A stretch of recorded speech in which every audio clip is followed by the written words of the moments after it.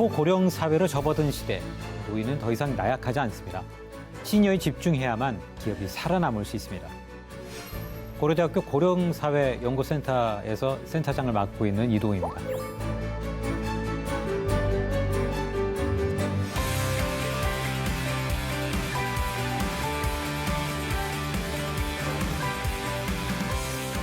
사회 곳곳에서 왕성한 활동을 하고 있고 강력한 구매력으로 시장을 좌지우지하고 있습니다.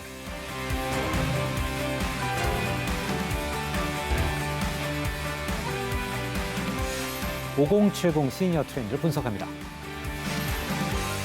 오늘의 강의 시작하겠습니다. 65세 기준의 사람들이 7%면 고령화 사회라고 얘기하고요. 14%면 고령 사회, 그리고 20%가 나오면 초고령 사회라고 이야기합니다. 자, 그런데 이 65세는 누가 정했을까요? 혹시 그런 거 생각해 보신 적이 있으십니까? 이 65세라고 하는 이 기준 자체가 언제부터 만들어졌을까요? 이 독일의 이 재상 중에 오토 폰 비스마르크라고 하는 사람이 있었는데요. 이 사람이 당대에 만들었던 그 사회 고령자 보험이라고 하는 제도가 있었어요. 근데 그 비스마르크의 나이가 사실 당대 65세였습니다. 그러다 보니까 비스마르크는 자기의 나이와 비슷한 사람들을 기준으로 65세가 되면 사회에서 은퇴를 해야 된다라고 하는 기준을 만든 겁니다. 그래서 사실 이 기준 때문에 이 전 세계의 은퇴 연령이 65세로 정해지기도 했습니다. 2021년 기준에는 16.5%가 우리나라의 65세 이상이었습니다. 2025년이 되면 20.3%가 넘는다고 하니까 국제적인 기준으로 보면 초고령 사회에 진입합니다. 2060년이 되면 43.9%가 65세 이상인 사회가 됩니다. 이 바로 대한민국이. 그때가 되면 어떤 변화가 일어날까요? 아마 거리에 보이는 사람들의 대부분은 나이 든 사람들일 거예요. 그렇다면 우리는 다시 한번 이야기를 해봐야 되겠죠. 시니어란 도대체 누구인가라는 거예요.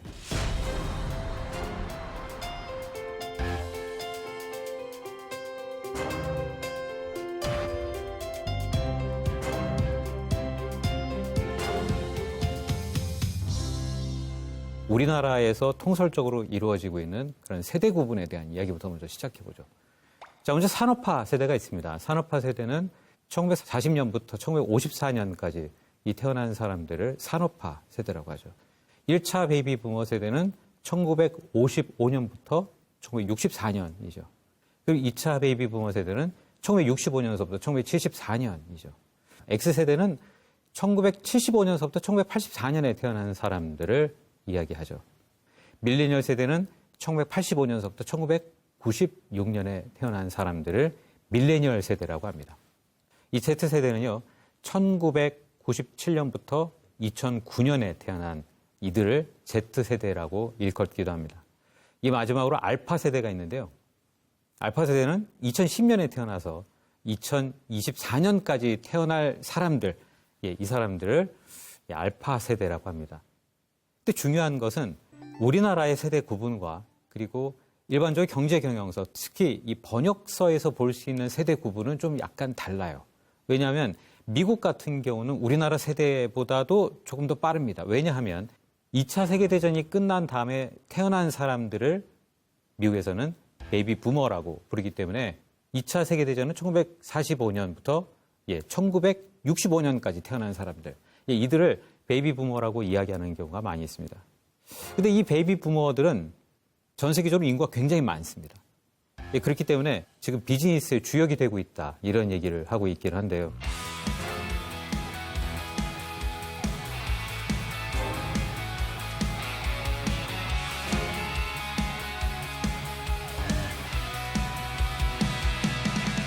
지금 어린아이들이 거의 태어나지 않기 때문에 합계 출산율로 보면 0.84. 그런데 이 합계 출산율은 계속 떨어지고 있어서 인구학자들은 0.6까지 내려갈 거라는 이야기를 합니다. 보통 많은 사람들이 일본이라고 하는 나라가 우리나라보다 훨씬 더 고령화가 빠르게 이루어지고 있다라고 이야기를 하죠. 하지만 우리나라가 몇 년 안에, 앞으로 3, 4년 안에 일본을 추월할 거라는 이야기가 있습니다. 자, 그러면 우리는 이런 생각을 한번 해봐야 할 것 같아요. 주변에 65세가 넘으신 분들을 쉽게 찾아보실 수 있으실 텐데 제 주변에도 많습니다. 자, 그들의 건강 상태가 어떤가요? 제 주변에는 너무나 건강한 이 시니어들이 너무나 많습니다. 저의 체력보다 어떻게 보면 더 좋은 체력을 갖고 있는 분들도 있습니다. 이 관리를 어떻게 하느냐에 따라 달라지겠죠. 불과 100년 전을 기준으로 해본다면 100년 전 또 200년 전으로 거슬러 올라가 본다면 60세가 넘는다는 일은 굉장히 축복받을 만한 일이었고 또 70세가 넘는다는 일은 대단히 경이로운 일이었습니다. 또 80세를 넘는다는 일은 정말 놀라운 일이었죠. 그렇기 때문에 그때마다 우리는 잔치를 해왔습니다. 하지만 지금은 그런 잔치 잘 하지 않습니다. 왜냐하면 대부분의 사람들이 60세를 다 넘기기 때문에 그렇습니다. 그러니까 기대수명이라고 그러죠. 이 기대수명은 이미 80세를 훌쩍 넘겼습니다. 그리고 여러 의학자들은 인간의 수명은 100세를 훌쩍 넘길 거고 지금 태어난 아이들은 100세를 넘긴다. 그리고 금세기 말에는 150세까지 갈 수 있다라는 이야기를 합니다. 자, 그럼 우리는 뭔가 생각을 좀 달리 해봐야 될 것 같아요. 도대체 우리 머릿속에 이 노인은 나약하다, 힘이 없다 이런 생각을 하게 되는 그런 생각들은 누구나 갖고 있는데 이 생각은 1800년대 중반서부터 일어나기 시작했습니다. 그때 당시에 생명력이 다한 사람들에 대한 표현이 있었어요. 영어로 보면 vital energy가 줄어드는 사람들이 있다라는 거예요. 때문에 1909년에는 노인의학이 만들어졌고요. 1914년에는 노인의학 교재가 만들어지기 시작합니다. 이것은 1930년대에 완성됩니다. 이 1930년대에 그게 완성되었다라고 하는 것은 우리가 한번 좀 그 당시를 되돌려 볼 필요가 있습니다. 이 1930년대는 산업혁명이 한창 일어날 때였었어요. 그 당시에는 공장이 하루 24시간 동안 돌아갔고 2교대로 움직였습니다. 때문에 나이 많은 사람들, 그러니까 노인들이 사실은 공장에서 일하는 것은 부적절하기 때문에 앞으로 이 나이대를 규정을 해서 이 사람들을 뽑아야 되겠다라는 생각이 굳어진 게 1930년대입니다. 이것을 우리는 노령담론이라고 하죠. 노인은 이른바 나약하고 존재 가치가 없고 사회에서 은퇴를 해야 되고 보호받아야 되는 존재라는 생각. 그게 바로 1930년대에 완전히 굳어진 생각들입니다.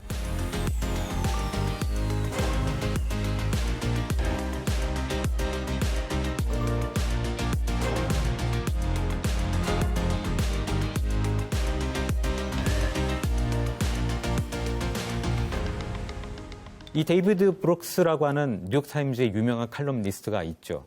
그는 Great Generation이라고 이야기를 한 적이 있습니다. Great Generation. 우리나라로 본다면 산업화 세대의 사람들을 의미합니다. 이 Great Generation에 해당되는 사람들은요. 1930년대에 있었던 29년 30년에 있었던 대공황을 겪었고 그리고 2차 세계대전을 겪은 사람들입니다. 그리고 이 사람들이 본국으로 돌아왔을 때 전국에는 어떤 포스터가 붙었냐면 IALAC, I am lovable and capable이라고 하는 포스터가 전 지역에 붙기 시작합니다. 너무나 힘든 일을 겪었기 때문에 우리는 사랑받을 만하고 우리는 무엇이든지 할 수 있다라는 생각을 포스터에 붙여서 전국의 사람들에게 알리기 시작한 거예요. 이 포스터를 만든 사람들이 Great Generation입니다. 위대한 세대입니다. 근데 이 위대한 세대가 낳은 세대가 누군가요? 바로 베이비 부머 세대들이죠. 그럼 베이비 부머 세대들은 위대한 세대가 너무나 어렵게 세월을 보냈기 때문에 그 다음 세대는 이제는 당신은 축복받을 만하고 무엇이든지 할 수 있다라는 생각을 심어주었던 바로 그 세대가 바로 베이비 부머 세대입니다. 요즘에 베이비 부머 세대가 은퇴를 하기 시작했습니다. 우리나라에서도 2020년부터 베이비 부머 세대는 은퇴하기 시작했는데 그 인구가 1,700만 명이 넘습니다. 그런데 이들은 태어나자마자 비슷한 나이에 비슷한 의사결정을 해왔던 사람들이에요. 베이비 부머가 그랬습니다. 18세가 되면 고등학교를 졸업했고요. 산업전선에 가거나 아니면 대학에 갔습니다. 대학에 간 사람들 아니면 산업전선에 간 사람들, 대학을 졸업하면 직장을 얻었고 결혼을 했고 아이를 낳았고 집을 샀고 자동차를 샀습니다. 똑같은 나이에 비슷한 행동을 했던 사람들, 그 사람들이 있죠. 그 사람들은 지금의 베이비 부머 세대로 은퇴를 하기 시작한 거예요. 저는 이 세대를 시니어 세대라고 부릅니다. 이 시니어들은 비슷한 나이에 비슷한 의사결정을 해왔던, 전 세계적으로 보면 그 인구가 어마어마합니다. 누군가는 MZ세대에, 밀레니얼 세대 그리고 Z세대에 다음에 희망이 있다. 그리고 모든 기업은 MZ세대에 주목해야 한다라고 이야기를 하고 있지만 사실은 그보다 더 많은 세대가 시니어 세대일 수도 있습니다. 특히 선진국에서는 더더욱 그렇습니다. 이 때문에 이 시니어 세대들이 어떤 생각을 하고 있는지, 특징이 무엇인지, 그들은 왜 똑같은 의사결정들을 해왔는지, 왜 공동체주의적 의식이 더 강한지 그런 생각들을 해봐야 될 필요가 있다는 겁니다. 그래서 저는 이렇게 생각합니다. 시니어들은 더 이상 약자가 아니라는 거예요. 왜냐하면 지금 전 세계에 가장 많은 부를 갖고 있기도 한 세대가 바로 시니어 세대입니다. 일본에서는 65세 이상의 세대가 일본 전체 부의 3분의 1을 갖고 있다는 뉴스 보도도 많이 있죠. 그렇기 때문에 그 세대가 어떻게 의사결정을 하느냐가 굉장히 중요한 관건이기도 합니다. 저는 이 시니어 세대에 주목해야 된다라고 말씀드리고 싶어요. 오늘의 플러스는요, 시니어는 더 이상 사회적 약자가 아니다. 저는 이렇게 말씀드리고 싶습니다. 너무나 건강한 육체를 갖고 있고 건강한 정신을 갖고 있고 지금 너무나 많은 일들을 할 수 있는 사람들이 바로 시니어 세대이기 때문에 그렇습니다. 그래서 시니어는 더 이상 사회적 약자가 아니다. 이렇게 정리하고 오늘의 강의 마치겠습니다. 고맙습니다.